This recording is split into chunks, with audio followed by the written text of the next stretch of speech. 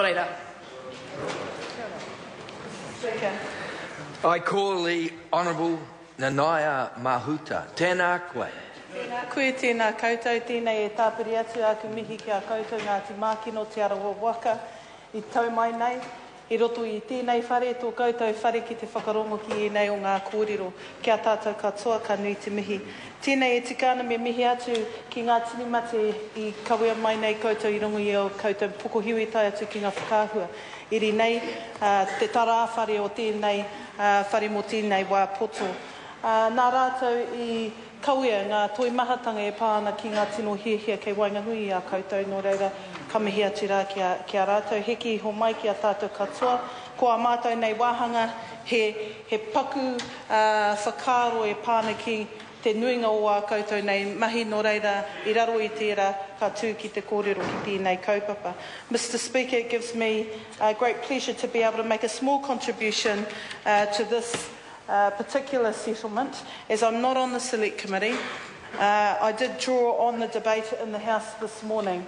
And I want to perhaps highlight a couple of things which are synonymous with most treaty settlements. Yes, it is correct that legislation can take away land. Yes, it is correct that battles can take away the lives of people.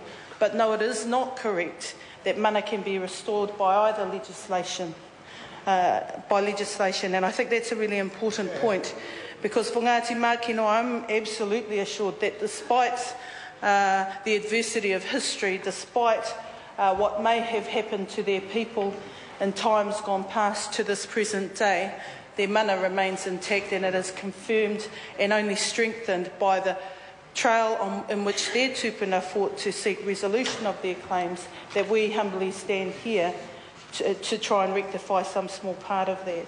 So that's one aspect. The other aspect is that I want to draw on comments made by the Minister. And he made a very wise comment in saying that really once treaty settlements are achieved, it's actually the most important part is the implementation component.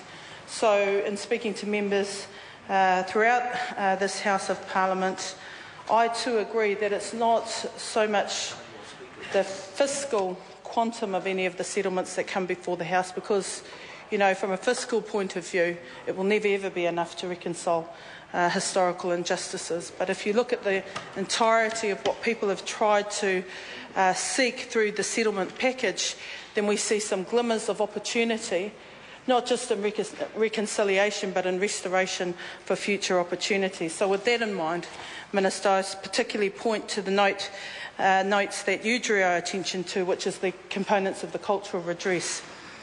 And while there was limited debate in parts in the second reading of this legislation in the House, because most members agreed that the bill was fine in its entirety. But I really want to, for the purposes of a Hansard, and maybe if people are looking back to our debates as parliamentarians to give light to some of the aspects of the legislation, I want to point to Part 2 and the cultural redress. First of all, the amendments regarding protocols. Now, it is of interest to me that Ngāti Mākino were quite specific about having some defined protocols with relation to taonga tūturu and with relation to the Crown Minerals process. What drew my attention to this was a number of things. Firstly, Clause 18, and I wanted to make the comment that although it's unclear in the way that the legislation is written now, that a protocol can be cancelled at the discretion of the Minister, what the specific aspects of those considerations might be.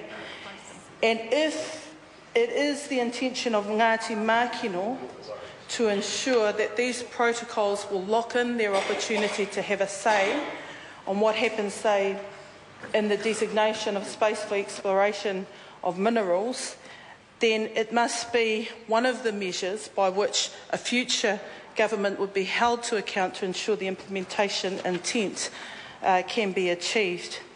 Because I would think that if a future minister overseeing their responsibilities as it applies to Ngāti Mākino thinks that they can just cancel a protocol even after having consultation, but without giving regard to the intent and spirit of the deed of settlement for Ngāti Mākeno, then they have surely failed the test of the expectation of this legislation. The other point that I want to raise is that, while I'm sure that the Crown Minerals Protocol contained in this legislation does not go nearly far enough, it is definitely a flag in the ground. Because in the future, if technological advances and mining extraction methods improve and are non-invasive and less intrusive on the environment, then one might expect that Ngāti Mākeno is putting a stake in the ground to say, well, hang on, anything that happens in our area, not only do we want to be consulted, but we potentially may have an interest that is currently not expressed. Now, this particular bill is silent on all those fronts, maybe for good reason, but I want to put on the record that those are some of the future opportunities of successful implementation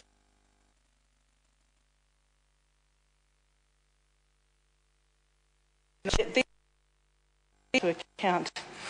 The other point, and I said I wasn't going to take a long call, the other point was on the issue of the letters of introduction in two spaces, firstly with the local authorities and secondly with the Minister of Housing.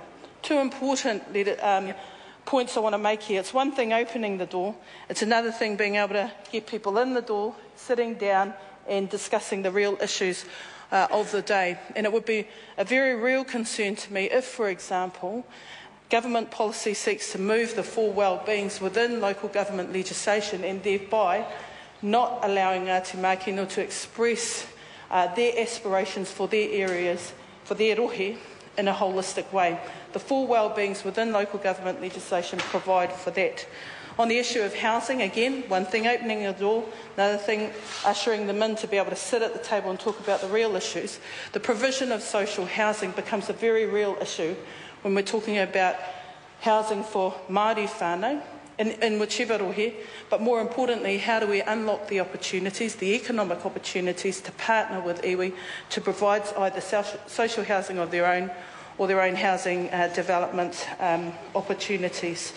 So, Mr Speaker, I didn't want to take too long. The ground has been well traversed for Ngāti Mākeno.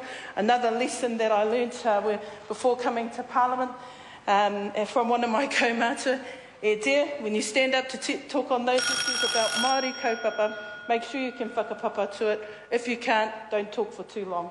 Kia ora koutou katoa. I call the Honourable